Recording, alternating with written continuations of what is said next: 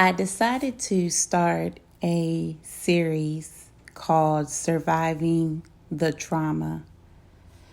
This is going to be part one of the trauma that I have survived and that I am working on mentally, and I want to help someone else also come out of their mental battles. Recently, God freed me from the mental battle of not feeling like I'm good enough. And there'll be different parts to this, but let's start with part one. So part one, surviving the trauma. I want to speak on how I was traumatized in my relationship due to my weight gain after having a child. It was very difficult to focus on the weight due to, recently moving into a whole different place and having a kid. My weight just was not priority. At the time, it was more so making sure I was a wife, I was a mom, we were getting adjusted. And so my weight gain started, and it was just something I couldn't control. I probably could have controlled it, just wasn't the focus. So due to the weight gain, I started to receive basically disapproval due to what I look like due to my weight gain. This caused a lot of stress, and the stress made me want to eat pretty much. And I was very severely sad all the time after having my first child, and it wasn't due to postpartum. It was due to what I was receiving mentally from the relationship that I was in, and making me feel like I was not good enough because I couldn't control my weight. So that lasted quite a while, and I tried diets, tried working out regimens, different things, but stress turned into being oppressed, and words that were being told to me that were just causing more stress on my body and my mind, and I just did not feel like myself. I didn't feel like a queen. I didn't feel respected, and I did not feel I just didn't feel like a woman. I didn't feel beautiful. I didn't feel pretty. And even though I wore makeup, I became a Mary Kay beauty consultant, and I dressed really nice. Nothing could cover up what I was feeling and the trauma that I was dealing with mentally, which lasted for quite a while. And I didn't know if I wanted another child due to that. So, yeah, that was very traumatizing. And I know, weight is something hard for women to have to confess or deal with, especially moms. Moms, we put so much pressure on ourselves and on our bodies. And I was so glad that even in Beyonce's documentary, the Beyonce Homecoming, she even talked about it, pushing her body, just like, I gotta perfect my body for the performance. I gotta get my body together. And she was working and pushing her body after she just had twins, right? So even in that movie, she was like, I'm never gonna push my body again, because she was trying to meet an expectation. And that was the same with me in trying to meet my relationship expectation, which I felt like I just could not meet. So comparisons to other women began, and that was difficult and that was hard.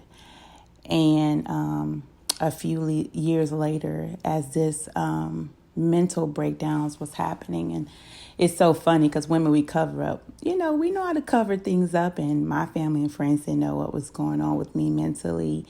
But by the time I had my second child, even though y'all was so scared to death, like, oh my gosh, I just really don't want to gain weight, I did have some health issues with my second child, and that was difficult. But the weight gain was still there, and it was up and down. But I felt like it was kind of going up again, and I was probably maybe 30 or 40 pounds heavier than I normally look. And even with that, the emotional battle mentally began again.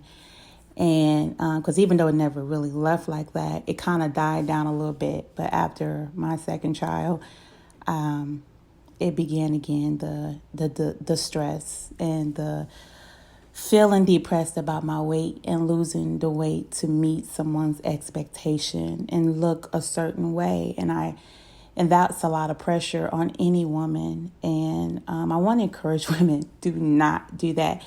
That's hard thing to have to deal with, y'all. And I want you to find it within yourselves some kind of way.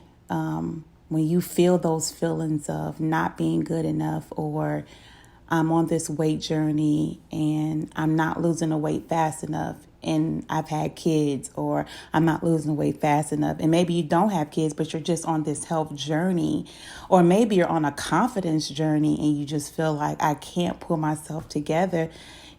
Somewhere in there might have been a mental seed that was planted by someone. Because with me, it was with my relationship, and that seed was planted. And it grew so much that I couldn't even go into a room full of gorgeous, beautiful women and feel confident. And I didn't feel like the person I was with felt confident in me, because I was told that. And that hurts. And that's a thing that no woman should have to experience. And I want to tell, women, you don't have to experience that. You can really stand up for yourself. You can stand up who you are. And you're in control. Losing the weight, you're in control. Self-esteem, we're in control. It's just so hard when you're in a relationship to feel like you're in control of something, because I didn't feel that way. I feel it now, now that I'm single. But in a relationship, you don't feel that, but we really do. And I want to speak to wives, because I was one, and you can control. You can. I seen a meme, you have to teach someone how to love you.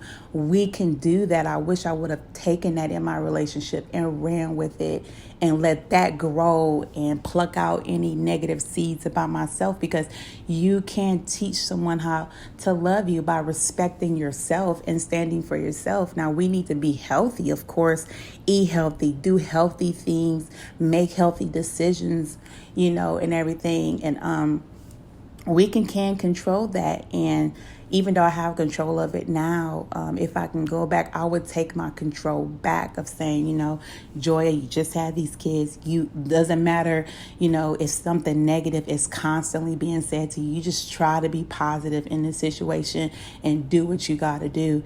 And I guess it is easier said than done, and someone's probably thinking that. But, ultimately, God kept me. God kept me. And I felt like, even though I was going through this stressful time and oppression at times, y'all, I still felt like God was keeping my heart and He was keeping my mind focused on being fearfully and wonderfully made. And He knew the trauma that I was enduring, and He saw the comparison that I was doing in myself, and He kept me because I didn't go so far over the deep end or anything like that as far as low self-esteem. But, he kept my mind focused on, him, his purpose, his word. And I was feeding myself the word on top of that oppression and depression periods.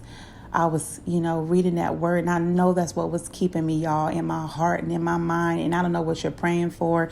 I don't know what you're asking God for. I don't know what you're dealing with. I don't know what you're stressed about. I don't know what's oppressing you. But what I do know is that if you do what I did, which is incline unto God, if you do what I did, which is pour my heart, y'all, I poured myself out to God a lot and often. I poured myself to him. I had to talk to him. I had to tell him what's going on with me. And he kept me. He kept me, just like that's older gospel song. He kept me. And Yolanda Adams has a song, in the midst of everything, and the battle was not yours, and he kept me. You have to understand that there is someone in the midst of all of that sadness. There is someone in the midst of all that depression. There is someone in the midst of all that stress that wants to keep you, wants to hold your hand. And today, I can say that I've control that I didn't have before. I have that back. I have my confidence back. I didn't feel like a queen. So I have that back, who God created me to be. I just turned 39. I got that back, y'all. And it's because of God, because he's never left me. He's never forsaken me, but he's seen every single thing that I endured and what I went through. So you are not alone. You are not by yourself. And whatever it is, you just give it to him. You be steadfast, unmovable, pour yourself into God, especially this time we're all quarantined anyway. Find some time where you can really, really give yourself to him.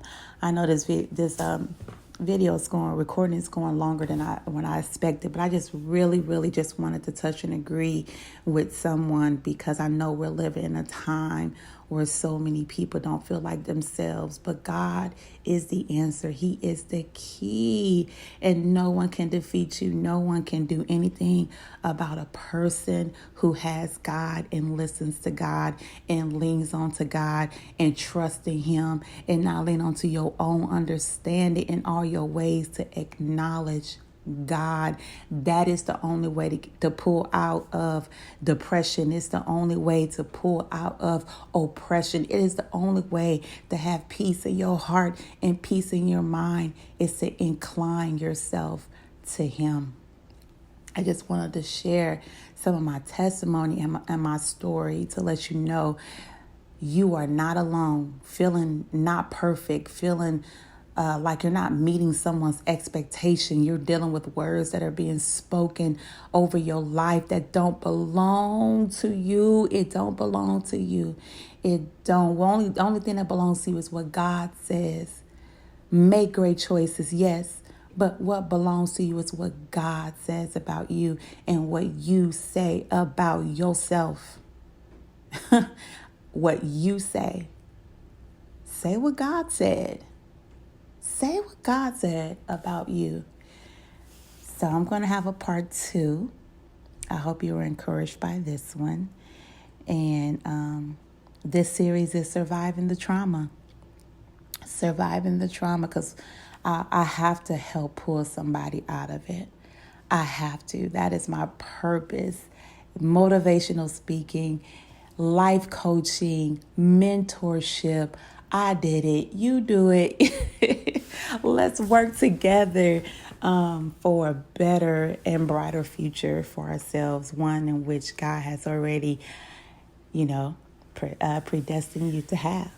So I want you to be blessed. My name is Joyua Brown. I'm sharing my story and my testimony through this Surviving the Trauma series. And stay tuned, because I will be back with a part 2.